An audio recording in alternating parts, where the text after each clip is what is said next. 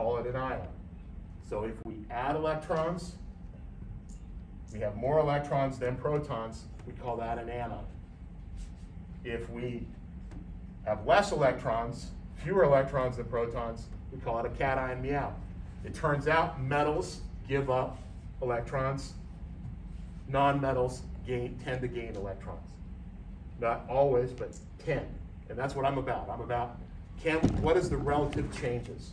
Can we see a pattern? All right. When we change the number of electrons, we don't change the mass. Because comparatively speaking, electrons are insignificant in mass compared to a proton or an electron. So no change in atomic mass in electron ions. Right? We change the number of neutrons, we call that an isotope. Right? Isotopes, oh, I didn't use my delta. Change AMU, change atomic mass. Right? Because if I have one less neutron, I have one less atomic mass unit. So if I had something that weighed 40 and I took away a neutron, it would now weigh 39. If I added a neutron, it would weigh 41. If I changed the number of protons, though, it'd be a different element. We wouldn't be talking about that discussion. And what happens is many of our elements have isotopes, which means many of our elements have different varying amounts of neutrons. Yeah? Okay. And because of that, there's a percent abundance out of 100 elements that make up atomic mass, and those are isotopes. And we do a formula to calculate the abundance, occurrence, time to change to the decimal. So what we have is, out of, let's say we have 100, oh, we can't do that here now. We've got to go back over to this side, get rid of all this. To recap, right, we're going to go from decimal to scientific notation. We're going to keep track of sig figs. We're going to be able to do unit conversions, going from cubic inches to milliliters. We're going to be able to go from units like millimeters to nanometers. Okay? We're going to know what pure substances are, what mixtures are, what extensive properties are, what intensive properties are.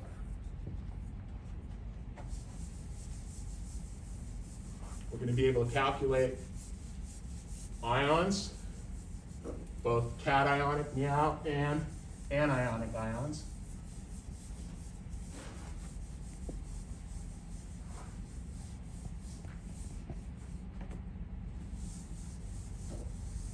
And then we're going to have to be able to calculate the atomic mass. So normally we give exact examples, but I'm not going to. I'm going to say, suppose you had an element and it weighed 5. And then you had another element, the same element, and it had 5.01 and another one of 5.02. And this weighed 34% of it. This was 33%. And this was 33%. AMU isotopes. Right? So however it looks, these are the changes in the mass, right? For whatever reason. In order to calculate the average mass, we're going to take the mass. Oh, I didn't even put in units on how bad am I? AMU, AMU, AMU. Right? So the first one, we're going to have 5. Let's not do that, because it doesn't actually look at AMU. So let's do this.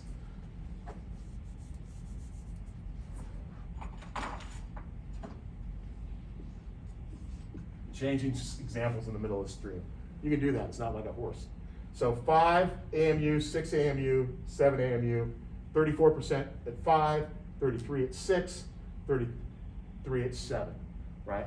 So what we're going to do is we're going to take 5 AMU times the decimal of the occurrence, which would be dividing this by 100%. Right? And we get 0.34. And then we'll do the same for this. 6.01 AMU.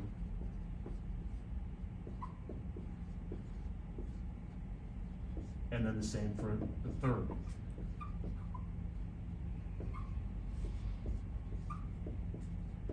And then we're just going to add these three together, right? We do not add these three together and divide by 3, okay? Do not do that.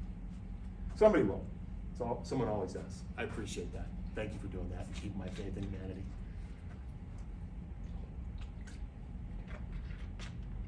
And what we're used to seeing then is bigger numbers and larger decimals. That's all. But all we're doing is taking the amount of AMU, how often it occurs, and changing that to a decimal, and then adding them up. So that's another thing that we have to do to find average mass of any element. We just take into account all the isotopes. Okay, what else do we have to do? Oh, so the next thing is the difference between a molecule and an atom and a bunch of molecules and a bunch of atoms, right?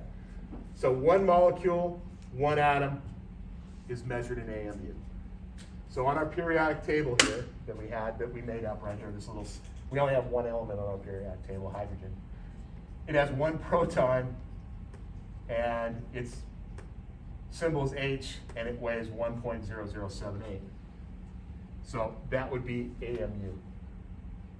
But if I have a whole bunch and I want a measurable amount, it's going to be 6.022 times 10 to the 23rd atoms, or 1 mole. So 1 mole of this, the difference between 1 mole is 1.0078 grams. 1 atom is 1.0078 AMU. Okay. So that's going to be something we have to do, right? That's coming next. Compounds make whole number ratios, H2O, CO2. So when we talk about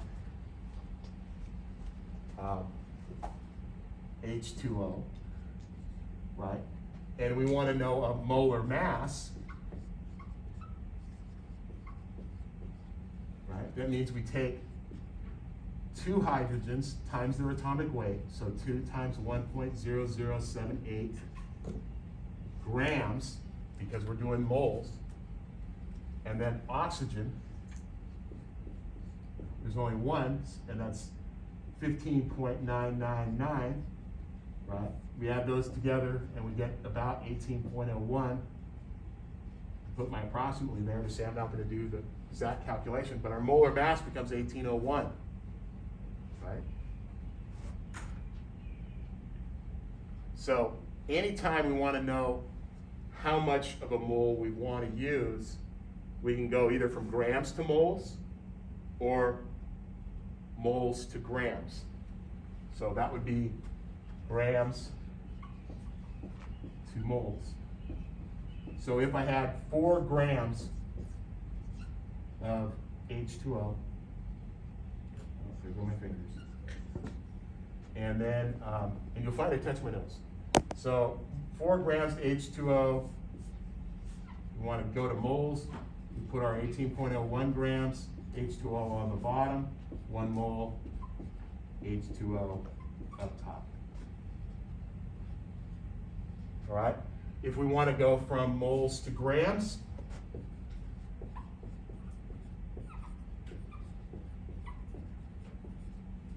right, we take 5.21 moles H2O. We want to get rid of moles, so they go on the bottom. H2O, 18.01 grams H2O. Your numbers may vary, right?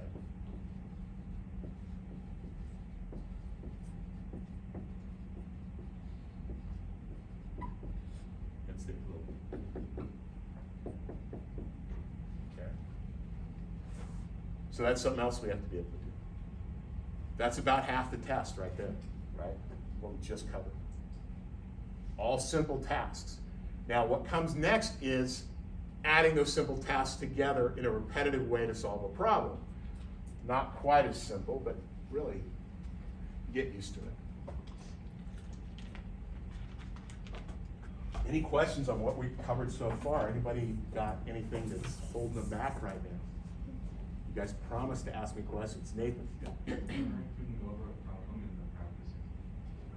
I will be glad to do that, starting right now. Okay, I don't even know what that means though. I'm gonna need more help with that.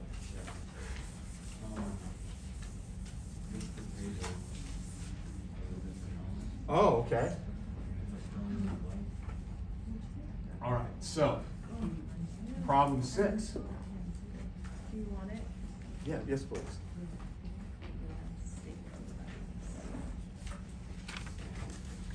Okay, so we've been asked to use the periodic table to solve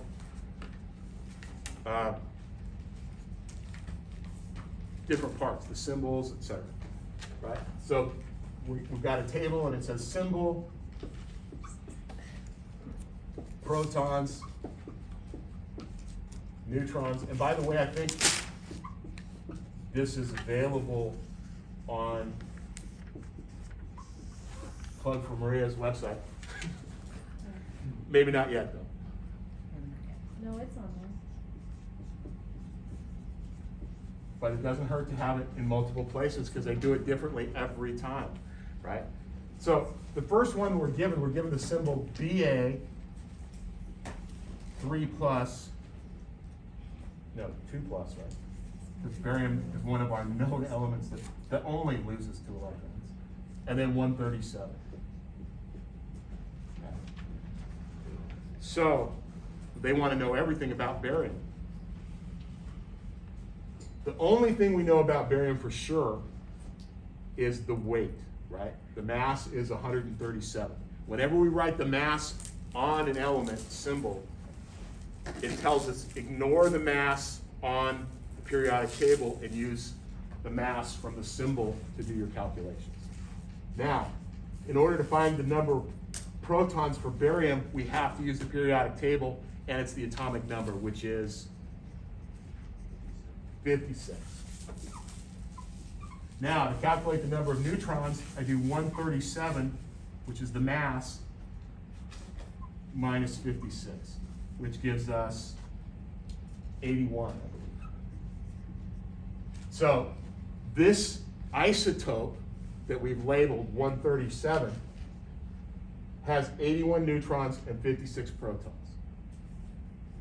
Now, normally, if it doesn't have a charge, it would have the same number of electrons.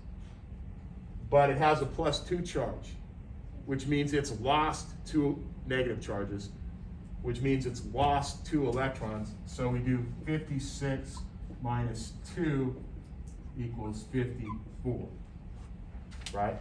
So our net charge then is from the symbol is +2. Okay.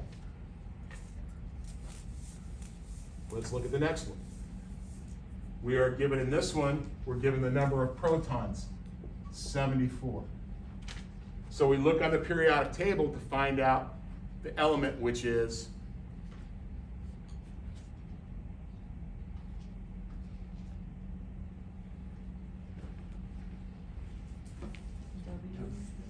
tungsten. There you go, W. But don't everybody just jump up at once and start shouting out answers. It's not that hot in here. Okay.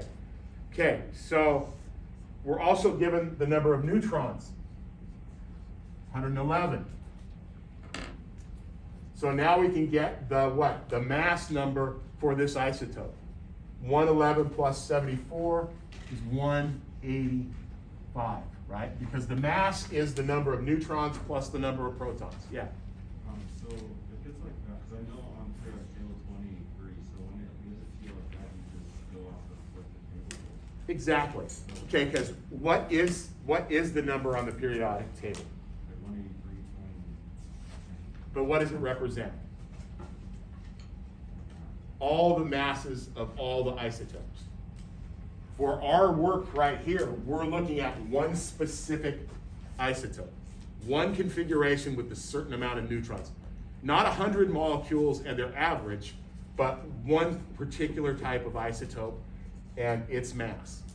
Okay, so yeah, we ignore the periodic table for this because that's going to give us the average, and we don't want the average, we want the individual isotope that we're looking at. Okay, and now, so what else do we have? Oh, it has the +3 down here, which means, oh, 3 minus, I'm sorry. Can't read. Which is not what we're used to seeing, right? We're not used to seeing a transition metal grab electrons, but in this case it did. So we're going to add 3 electrons. 74 plus 3, 77. Okay, and then we have one last thing to do, and that's put the charge on the isotope like that. All right? One more, or 2 more. 50 and 67. Oh, we're giving the whole field right here. 48. All right, so element 50 is SN, which is what, 10? Yeah. 10. Okay, and then in order to get the mass, we add 67 plus 50, right? So 117. And again, this is just for the isotope we're looking at. It doesn't include the masses of the other isotopes. So we don't use the mass from the periodic table. Then we have 50 protons, but only 48 electrons, which means we've lost 2 electrons, which means we have a +2 charge, and we bring that back up here to +2. Okay, one last one. 39, 28, plus 3. Okay, so in order to get the number of protons, we're going to add the number of electrons plus the charge, and that will give us the number of electrons, or protons, so 31, right? Because there's 3 more protons than electrons. Then we're going to add these 2 together, and that's going to give us a mass of 60. No, a mass of 70. Because you have to carry the 1 when you do that kind of math in your head. All right, and then we need to look up what 31 is. 31 is germanium. Gallium? No. Germanium. 31 is Oh. Okay. gallium. You're right. I went off. What? You are correct. Oh, baby. I did it again. How do I do it? All right. Magic. It is. Oops, I did it again. Thanks again, Don. Checks in the mail, bud. All right, so that's how we do that chart, okay? And that takes us to the next step, right, which is, that's what we do with this information right here, right? And then what do we have on the test next? We're going to do some naming, right? Classify the following elements as either metal or non-metal, metal or metalloid. Right. Problem 7. Right. Copper, strontium, antimony, bromine. Right, so what we're going to, do you guys know how to do that? You look at the periodic table and where it falls in the periodic table. And there are 2, the periodic table I gave you from Flick has them colored so that you even can see where the metalloids are. So you don't really have to do too much there. One of the things I want you to do though is, so if I gave you copper, I'd want you to know that's a transition metal and it can have multiple charges, right? The chart, you could even say something like the charge is determined by the Roman numeral. For strontium, you'd want to know that it's in column 2 and it's always a +2 charge, single charge. Antimony is a metalloid. You don't need to know it's a pycnogen, but it is. A pnictogen, I should say, pnictogen. And then, and antimony is not rare, but my chemistry that I did, I used a lot of antimony pentafluoride because I did a lot of superacid chemistry. So I got to use it a lot. Bromine, non-metal. So you'd want to say metal, non-metal, metalloid, and then give the charge. Bromine always has a -1. Chemical formulas. This one asks for ammonium chlorate, but another one I could ask for would be potassium perchlorate. Let's just do several. Manganese.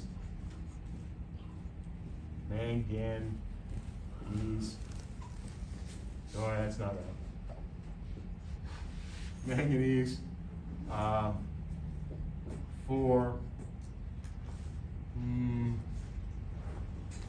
Oh, yeah, there we go.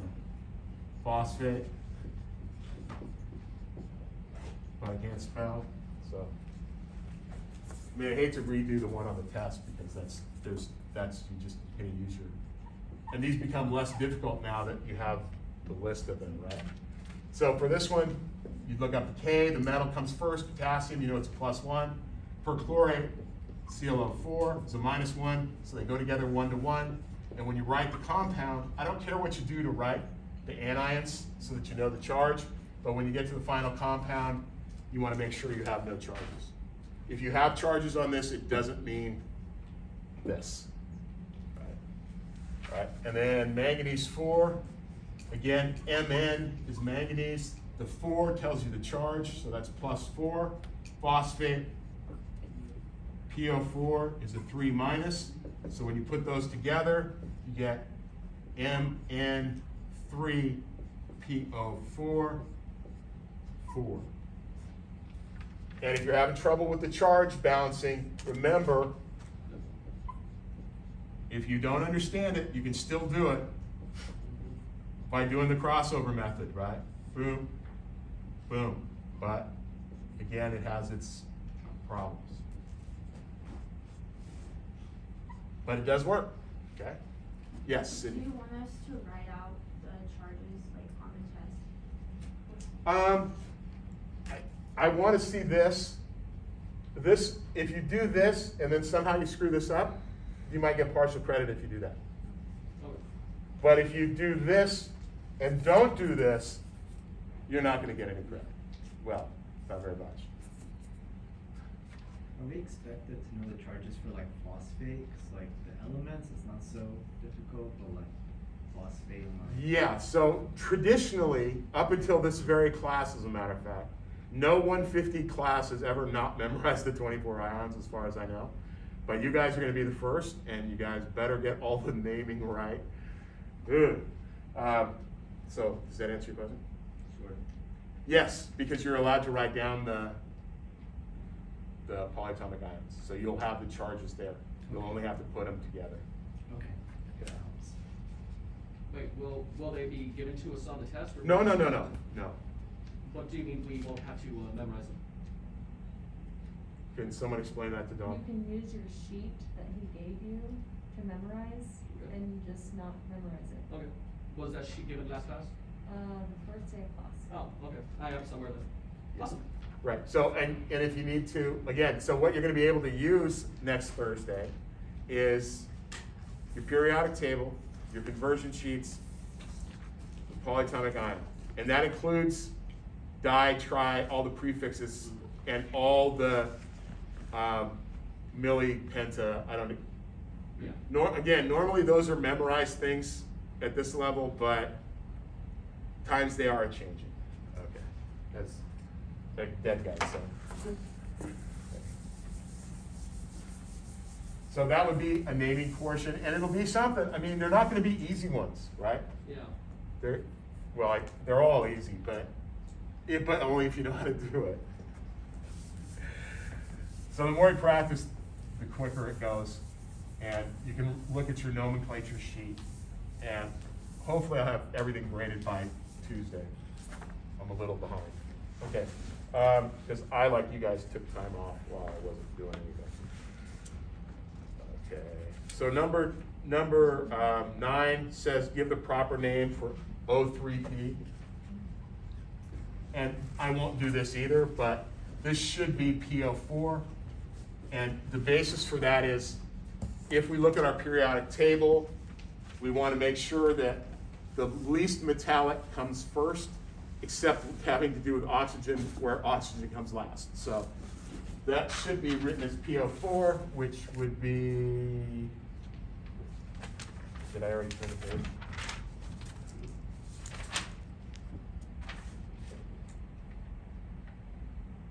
Oh, well, that wasn't O, what was that? It was 064. Oh, yeah. P4O6, which would be tetra, which is 4-phosphate, or tetraphosphorus, Something else like phosphor, boy, that, I didn't spell that at all. And I'm a good speller normally. Phos for us. Is that, tetraphosphorus, that's still not right. But what is the other pH in there? How do you even spell that? I must have something. Phos. It's PHOS, PHORUS. Yeah. Whatever. Yeah. And then 6 is hexa oxide. And sometimes you'll see it written hexoxide. I'll accept either one. Okay? Like, you probably won't have to correct the formulas. I don't like that tripping you up. Well, it's hard enough to keep everything straight. So another one, so instead of just doing, so number 10 then would be using the words calcium and phosphate, right? And what we do here is we have to know that calcium's a 2+ metal, which we get from the periodic table being in the second column of the alkaline earth metals, and 2+, and then phosphite, is that what it is? Yeah, phosphite is PO3, 3-, and again, that's just Ca3, PO3, and you want your brackets around your polyatomic ions. And again, for distribution purposes, right, this 3 only goes with the O. It doesn't distribute to the P. However, when you put it in brackets, this 2 distributes to both the O3 and the P, so P2O6, right, when you're doing the molar mass, right, which would be another extension of this problem, which is name, would be name and calculate molar mass, which I might do. I like to do that. Okay. So now we've gotten all the way to, we put elements together, we add their molar masses together to get the number of moles, and now we're going to take the gram like we did with water in this problem. In this next problem, we're going to add the molar mass and then go from grams to moles and to number of molecules. So we're going to add a step from the water problem. You guys with me right now? Doing good? So far. Any questions on what we've done? You can see they turned the heater on again this afternoon instead of the air conditioning. Well, I mean, it does get cold. It is winter. Somewhat. Been very confused. And cold and then hot and cold and then hot. And then windy. It's almost like being in the Rockies. Yeah.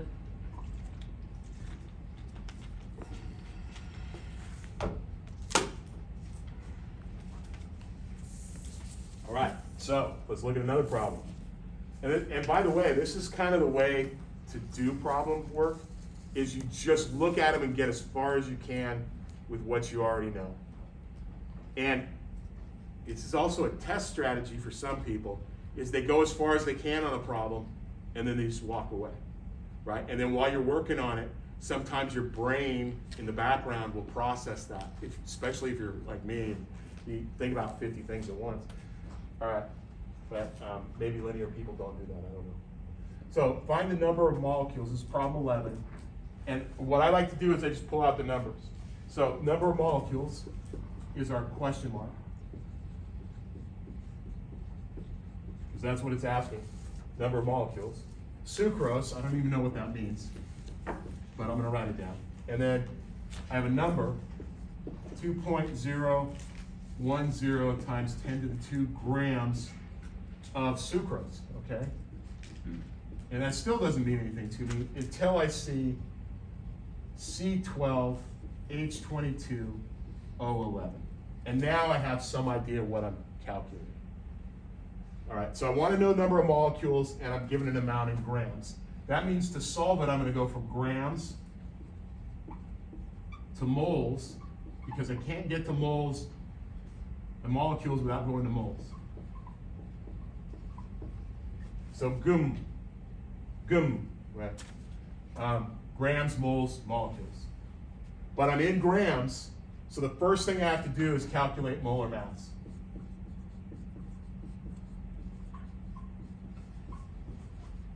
Of sucrose, C12H22O11. Right? Yeah. All right. And to do that, I'm going to take 12 times the mass of carbon, which is 12.011 grams, plus, should I do it long ways? I guess I will.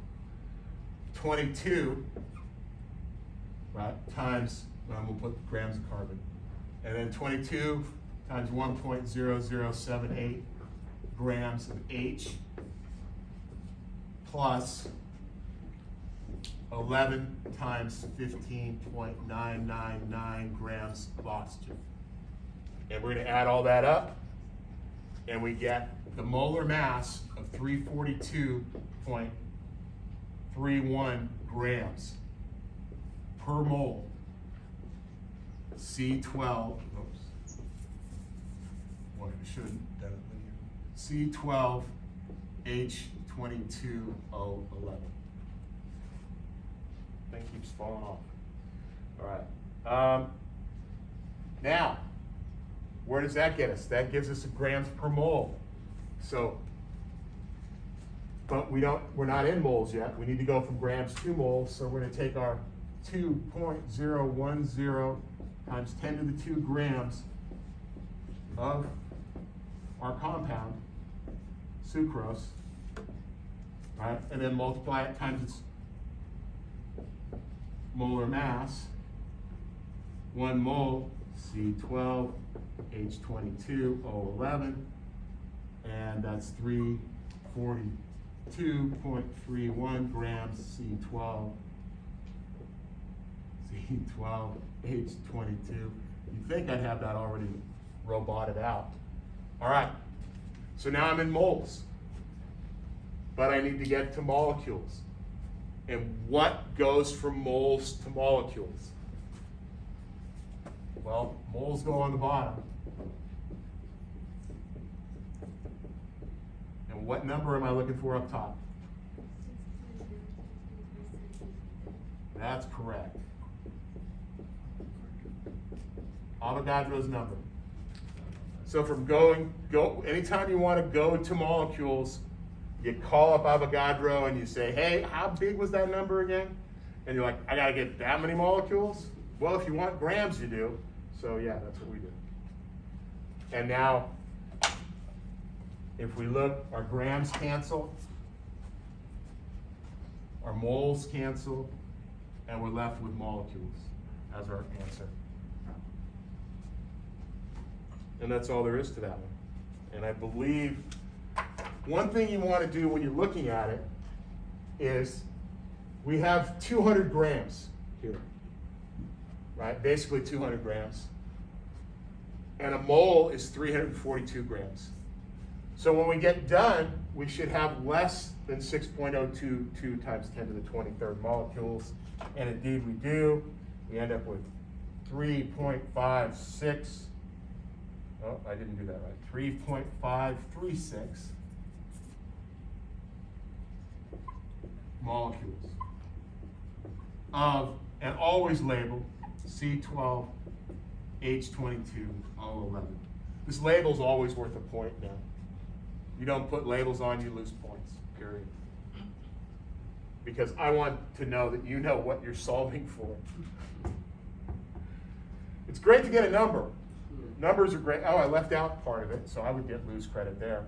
And that would be a math error. I just write math error -1 or 2, or depending how grievous the math error was.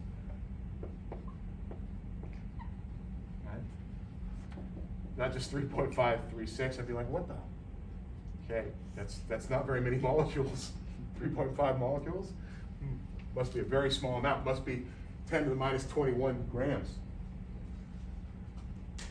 So any question on that one?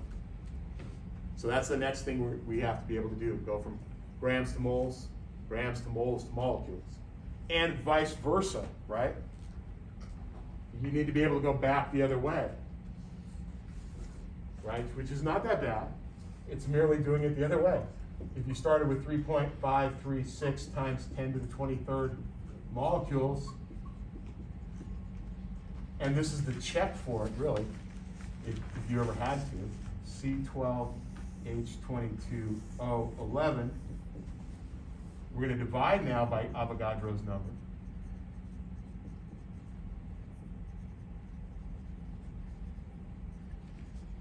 To get to moles.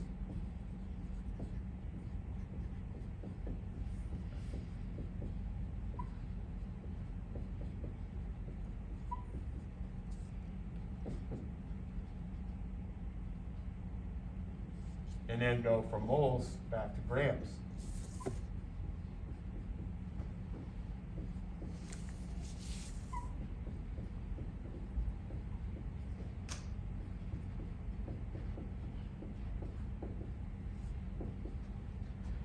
And I bet I know it's 2.010 times 10 to the 2.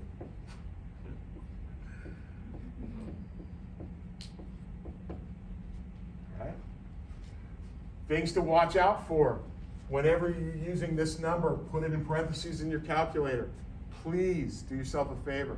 If you end up with 44 or some crazy number, big number, you know there's a math error. And you may not have time on a test to go back and fix it, but you could write to let me know that you checked and you said this doesn't make sense. Right? Don't just write this doesn't make sense on every problem, all right?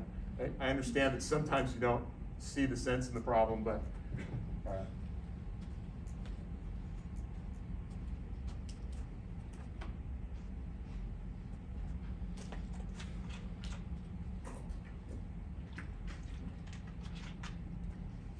So this is what we're talking about when they apply the stuff that we've talked about in lecture. Right.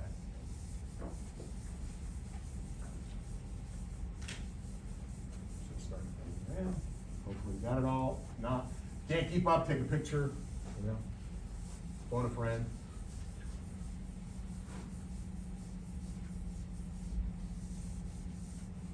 Is this helpful? How's the speed? Yeah. Okay. And remember, I am not a tricky guy. Well, I am, but generally on the tests, I try not to be tricky.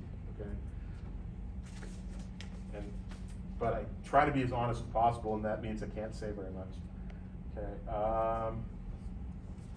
What's that?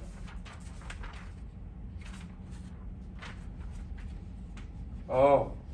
Okay, so the next one talks about as if we send an element off for analysis. And remember, when we do elemental analysis, we're burning it in the presence of air. And normally what happens is we get an amount of carbon and an amount of oxygen, and we get percentages. So for this one, we're going to pull the numbers out again. I'm not even going to read the problem. I don't like to read problems. They tend to confuse you because the words, anyway, we have numbers, and we're going to plug them into formula, and we can do that. And the best way is 0.2452 grams sample. Okay? So I know that whatever I send off have this much, right? So whatever I'm doing, it better not add up to more than this. Okay? I have a compound containing aluminum, carbon, and hydrogen. Okay, so what I start thinking immediately is, okay, there are 3 compounds in this sample. So if I know 2 of them, I have to find the 3rd one by subtraction or whatever. And sure enough, we burn it. So burn it means in the presence of oxygen, and we get 0.5671 grams CO2. 0.2902. Oh, that's too close.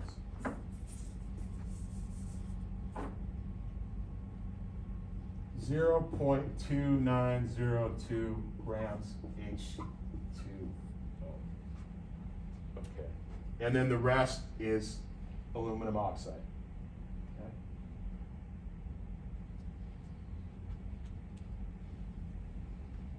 So I get CO2. What are we interested in this molecule? The carbon. But we don't have oxygen in the molecule, so we have to get rid of the oxygen and find out exactly how much carbon's there, right? And we do that by going from grams to moles, moles to grams. So that's the next step, right? We have to have a ratio to go from one to the other. So 1 mole CO2 is 44.011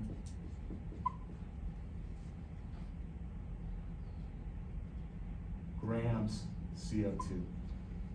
Okay, and where do we get that? We get that from adding up C 12.011 plus 2 oxygens, right? 15.999 times 2, and that's about 44.011. Okay, so that's the molar mass of CO2. Okay, so now I'm in moles of CO2, but I don't want moles of CO2, I want moles of carbon. So I can switch that over by saying, in every 1 mole of CO2, how many carbons are there? 1. So 1 mole of carbon per 1 mole of CO2. Everybody see that?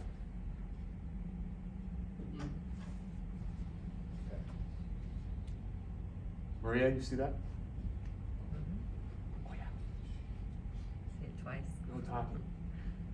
Okay, so, and then to go to grams of CO2, grams of carbon, 1 mole of carbon, now we're canceling out moles of carbon, and we get 12.001 grams of carbon. And if we do that math, 0.1548 grams of C. And if you stopped at moles, you'd have 0.0128 moles of C, which sometimes is helpful, right? So that's the amount of carbon in our sample. So our portion of carbon in our sample is 0.1548 grams of carbon per 0.2452 grams of Al, C, and H. I don't know if we need that or not, but it's just, it's my way of keeping track, right? So the next thing is water. And our water tells us what? How much hydrogen is in there. So we're going to do the same thing. This is still too high.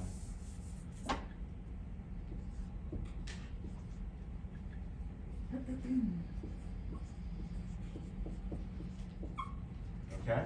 So what do? We convert to moles. 1 mole H2O is 18.0. Well, he does 0.16, so that's closer to, all right? He does. He does. And then, so now we're in moles of H2O, and we want moles of H, but how many moles of H are there? There are 2 moles of H in 1 mole H2O. And now we know what stoichiometry is. Stoichiometry is the ratio of elements to each other.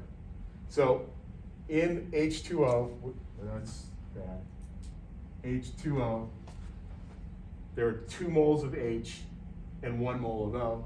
So our ratio is 2 moles of H to 1 mole of H2, and then 1 mole of H is 1.0078 grams of H. And if we do that math, we get 0.00 0.03222 moles of H, or moles, grams, sorry, grams of H. Got ahead of myself again. No, gee whiz, I did, I switched gears. 3247 grams, and that's 0.0322 moles.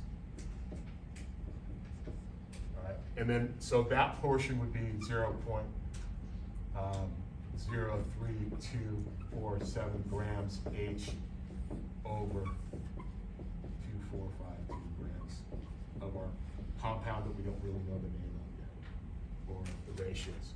But what we do know now is we know that the rest of this sample is what?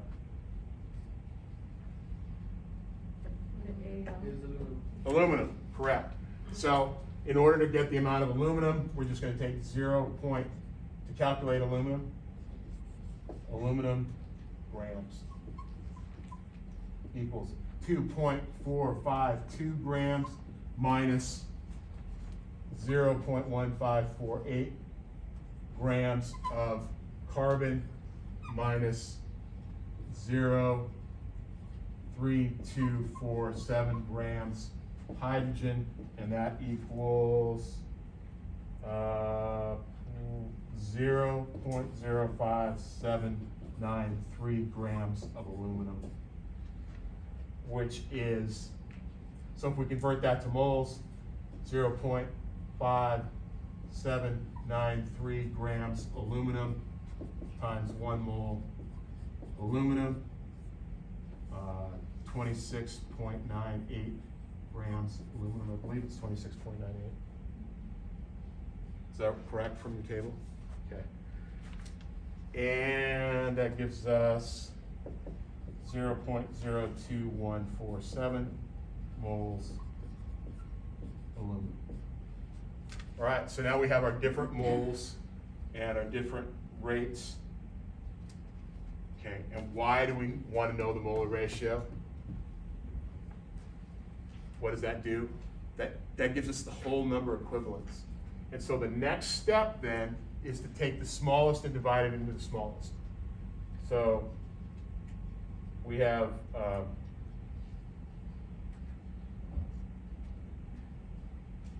which is the smallest? Did I get the zeros right?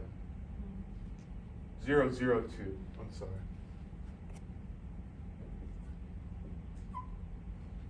Right, and that makes sense because this is a fairly large number. Okay.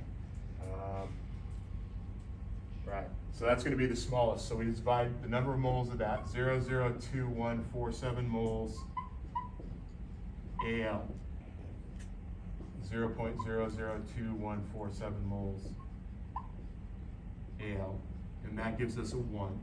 And then we take 0.0322 moles of H.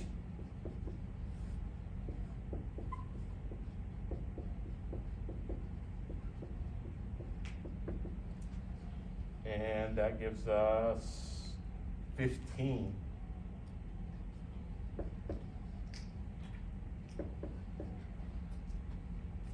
And then finally, 0.01289 moles of C. And where are we? 0.00247 moles of aluminum. And that gives us 6. So now we just incorporate those ratios. Al6, H15. Oops. Pastor, can you tell me real quick, before you get any further, where did you get the 26.98 grams of aluminum? It's under the, right there, yeah. That is the molar mass of aluminum Okay, from the periodic table. okay, thank you. So yeah, whenever we're converting to moles, we're going to grab the molar mass of whatever we're looking at, which is the sum total of all the elements that we're looking at and their mass, atomic number, or atomic mass from the periodic table. So the problem that you're going over basically is the 0.2452 gram samples of aluminum, carbon, hydrogen. And from that, you broke down, the first one is aluminum, is that what you're breaking down? No, you're just. The first one is, so what happens is we have aluminum, carbon, and hydrogen. We sent it off to the lab. The lab fired it up with oxygen, in the presence of oxygen. It made carbon dioxide and water, I see. and this aluminum oxide, and we don't know how much aluminum oxide because there's no way to really measure that. So what we measured was the 0.5671 grams of CO2. From that, we assumed that it all reacted and that's our total amount of carbon in the sample. And then for hydrogen, we did the same thing. For water, we did the same thing. Okay. Yeah. Is that enough? Sure. I'll ask Brittany in a little bit. So no, it isn't enough. It just, it's just a lot. It's because. She breaks it down pretty well, so I just wanted to hear you first and then All right. So I'll again, go to my girl. this number that we get after we analyze the carbon is the amount of carbon in this sample. Okay, This number is the amount of hydrogen in this sample. So then we add the amount of carbon and the amount of hydrogen, and we subtract it from the total sample, and that gives us the grams of aluminum in the sample. The next step is to find out what the mole ratio of each of those is within the sample. So we found that the smallest amount of moles belongs to aluminum. In order to calculate that ratio, we say, okay, so if I have 1 mole of aluminum, how much of the other 2 do I have? So I divide by the amount of moles of A, and I get 15 moles of H, if it was equivalent to the moles of A. And then if we were equivalent to the moles of C, there'd be 6. So for every 1 aluminum, there's 15 hydrogens and 6 carbons. So let's just write this way. Al, C, 6, H, 15. Okay. thank you. Can I ask you something? Of course. So, I understand that you're trying to isolate, like, the first 2 problems to find out what the AL is. But, when you have the hydrogen and the oxygen attached, like, the first one you're trying to get rid of the oxygen to find out how much is carbon, right? Mm-hmm. And then the second one, you're trying to get rid of the oxygen as well to find out how much is of hydrogen. And then to do that, you put the second step of that equation. I understand the first part of it. So that part, yes. You put the amount that the hydrogen is compared to the water, right? There's 2 of them compared to the water. But then the next step, where I got a little lost, is that number right there on top is the atomic mass of hydrogen. But since there's 2 hydrogens in there, why didn't we times them by 2? So it's already taken care of doing that there. You don't have to do it again. No. So do we do it across the way? Like we go all But the it way would across? accomplish the same thing if you did. Okay. But no, whenever we go to moles, we always just do the 1-to-1 ratio. Okay. So anytime that you are trying to isolate something, meaning I have H2O, but I'm just interested in hydrogen, I can do that. Yes, that's the beauty of stoichiometry, is the ratio is always there. If you know the formula, you can put it together. And You can that's- take it apart. That's what it is. Yeah. That's just 1 mole or 1 mole. Because to me, I'm not seeing you getting, like, that, to me, not visually looking at that, doesn't get rid of it, because I'm not seeing it cancel or anything. Do you know what I'm saying? But it does cancel. Where? Sure, he just didn't do it. Okay, now I see it.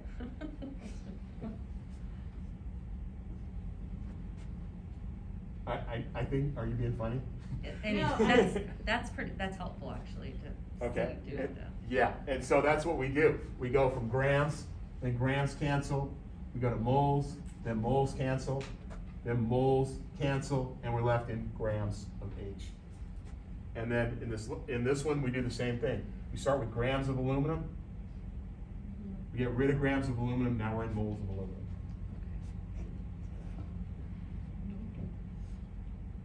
Right, and if you don't stop along the way, remember this step then is going back the other way and dividing by 1.0078, that gives us this.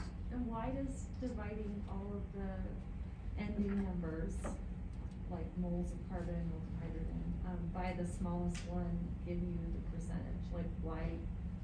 Why? Okay, because the reason we go to moles is so we can do whole number ratios between elements, because we can't compare gram amounts and get whole numbers. So by converting to the same number of molecules, right, a mole, right, now we have a mole's worth of aluminum, right, but dividing by the smallest one here gives us 1 mole of aluminum, right, because for every amount of this, there's 1 of those. So now for every amount of this, there's 15 of these, and for every amount of this, there's 6. So these are the whole number ratios that we're talking about. All right, that makes sense. Yeah? Okay. Good, great questions. Thank you so much. Because I don't know what's not coming across, right? Yeah. And not that it came across after that, but at least we narrowed it down a little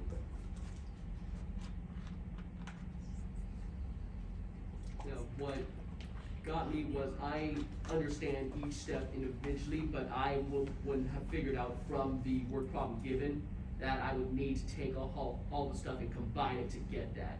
Correct, So which is that's- why, one of the reasons why I wanted to go yeah. through the problem. So this is kind of how we. Yeah, exactly. Each step I Synthesize. can do by itself, it's just knowing which steps to combine to get the ultimate answer. Right, so again, that's part of the reason for going through these is because I want you to know why we're using the steps we're using and what they're for, right? Yeah, the steps are great, it's fantastic, but really it's the synthesis of the steps that gives us the information that we need to actually do a chemical problem, right? And in this problem, what would happen is I sent out this chunk of stuff to the lab, and I said, I know it's got aluminum, carbon, and hydrogen, I just don't know anything else about it. And they go, well, great, we'll put it in a combustion chamber, and we'll heat it up, and we'll make carbon dioxide and water, because that's what happens when you combust carbon and hydrogen, you make carbon dioxide and water. And then there'll be any metal that's taken up in a different process will end up as aluminum oxide. So we can't count the aluminum oxide part because we don't know how much reacted, but what we can do is say all the carbon reacted, all the hydrogen combusted. So we made CO2 and we made water, and we know how much hydrogen we collected and how much carbon we collected. And then the rest, whatever's left over after that, is aluminum. And so that's the process. I get your breaking down when you show it to us, but I understand what he's saying is like Yeah. not describing what you need. Do you remember what I was telling you this Tuesday? I kind of need to be not babied, but you know what I mean. It needs to kind of dumb down for me. I need to know what I'm doing here. Right, okay, so. Not coming across it before, so Like- not knowing how to even start it. Yes. Okay, so again, this is just one of those problems. Yeah. I can do another problem. I don't have one in front of me, but if I did, we could do that. I think there's a homework problem similar to this, if anybody remembers that. What may be nice is we have about on the practice exam one of each style problem. Are you able to come up with multiples of each style just so we can drill with Okay, so the same style? I will not do that for you, but they are out there. Okay. They are everywhere. I mean, just go to Chegg and type in percent composition or combustion problem, and there are a myriad of them. Okay. And I do have worksheets that I use in 120 for that exact purpose. I do drill work. I could probably give you some. Those worksheets would Yeah, probably if just you- be nice for recap. Yeah, if you could talk, there's two things that could happen here that would facilitate that. One is anybody that had my 120 class would have access to the worksheet where we did these problems. We did a page of these problems, right? 12 of them, I think, 6 or 12. Anyway, we did a bunch of them. If I'm not saying you should know this when you get here, Yeah. because that's not fair, because everybody does things differently. But again, those resources are out there, and maybe one of my former students for Whimsy Points would post one of those practice ones. I think we even have the answers to those, I don't know. But if I don't see it by, what, Monday, I'll see if I can put one up for you. Yeah. On each, like, I have worksheets for all these problems, and they are available, yeah. Just a random question. How come for this problem we didn't like write a chemical formula showing the reaction and then use like that to set it up? You didn't have to balance it, I think. Okay, well, so the real reason there is, yeah, I took something for granted, didn't I? Right, so when you're right, that's very good. The equation, now I have no pens, I just had 3. Yeah, it was the spirit. You're right, so what I should have had here was C plus O2 yields CO2. And then H, 2H plus O2, right? 4H plus O2 yields 2H2O.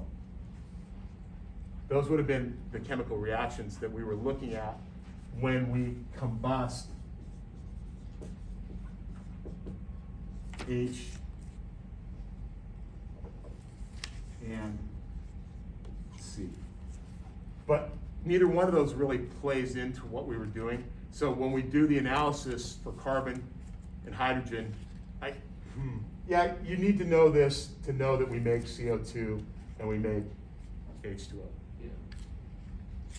Right? Because that would then, when you go to the CO2 break, oh, right, where did the CO2 come from? Yeah. Is what you're saying. How would we know to get carbon from that? And I would say you don't need to know this to know that the carbon comes from burning it. Yeah. And the hydrogen comes from making the water. It's more the inherent knowledge that burning something adds oxygen to it. Yeah, you might need to know that. Yeah. But even then, the only thing we're given is CO2 and H2O, and our compound has H and C, so we have to get our H and C from that product. It's the reasoning, so that's the reasoning portion, right?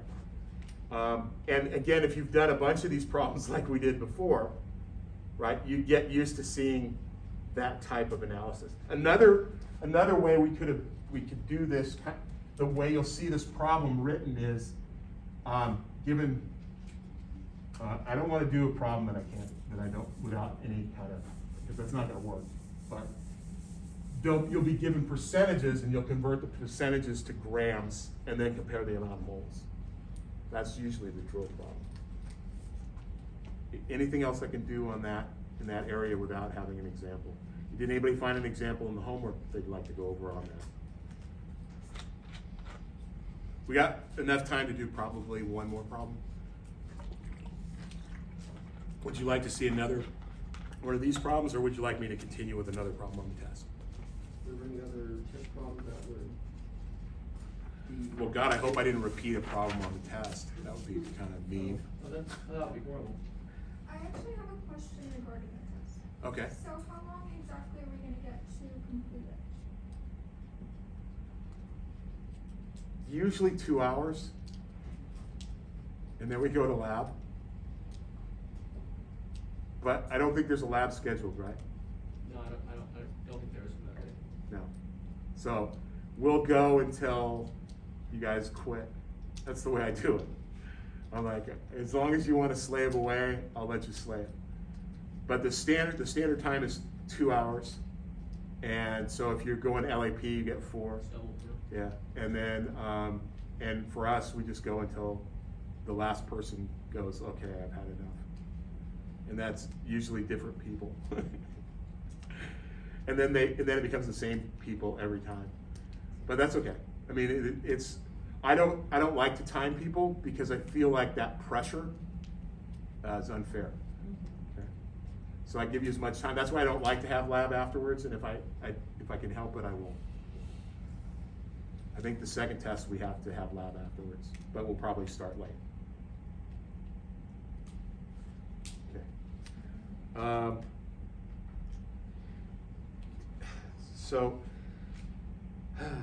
Looks like 13 may need to be something we should go over. okay, well, I plan on then on Tuesday, I'll go over, the last 14. But let's do, so the two types of problems, this is a problem where so I've decided already on this, sorry about that. I decided already to make one of the balancing problems a balancing problem only without having to name it, so you don't lose a bunch of points there. And then get the extra points for being able to take words, put them into a formula, and then balance the equation, right? So this is the type of problem then that I would probably give without words.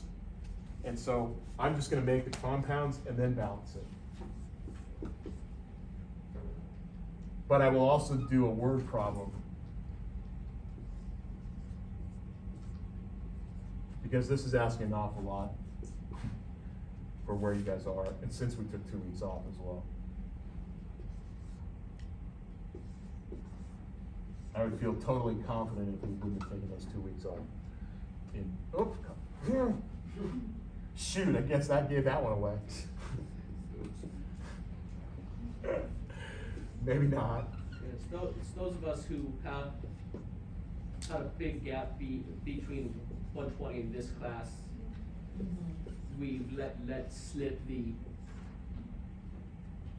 stuff, naming? Yeah, the stuff that should come quicker to those fresh off 120. Right. And again, I'm like, I don't want to penalize people for having a gap year. Like, we should all take gap years. I took a gap 2 weeks. I mean, come on. Unrequested, by the way. Yeah. I didn't request a gap week. All right, so we have this aluminum selenite, and what I like to do with all of these is I call it chasing the metal, and what it means is I'm going to take one metal at random, and I'm going to pick it, and I'm going to change the numbers. So I've got 2 on this side, only 1 on this side, so I'm going to put a 2 here. I already know this isn't going to work, but that's okay. So now I've got 2 aluminums, 2 aluminums. I feel pretty good about that. On this side, I have 4 chlorines and only 3 chlorines. 6 chlorines. Whoa, 6 chlorines and 4 chlorines. That's not going to work. So what? I need like a 3 here to make it 12. So I'm going to do this. Then I'm going to go back and put this at 2 here. And now I've got, where am I now? I've got three tins. So I'm going to put 3 over here. And this isn't like, no one likes the way I do this, but it's just the way I do it. I just can't help myself. I don't like to take things apart. Yeah. You can't, so you'll see lots of people, oh, I'm going to measure it this way, right? And then I'm going to keep track this way. But it comes in units.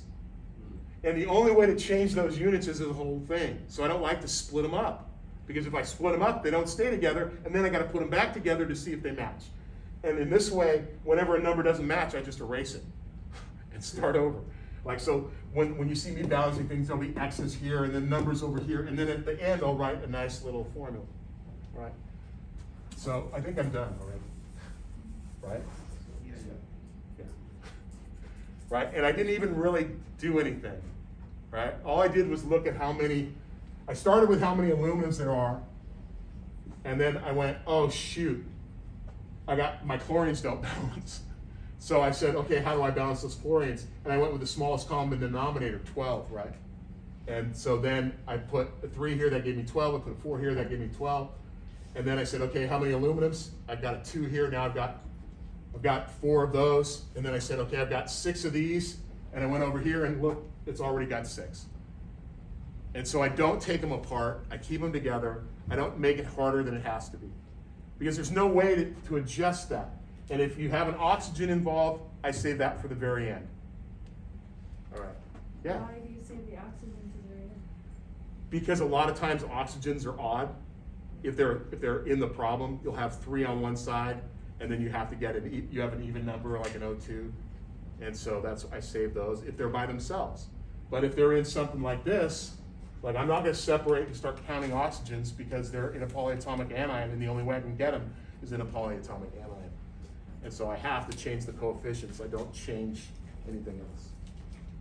All right, so that just leaves the percentage problems,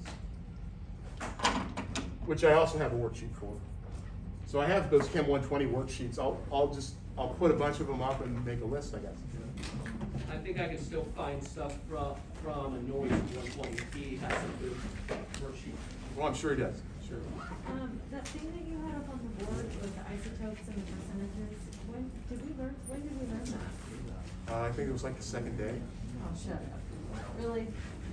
I don't remember that part either. Everything on the board I recognize, but that was that. Except for the isotope problem? Yeah, the one where you had like, 33% of this and then. 10. Right,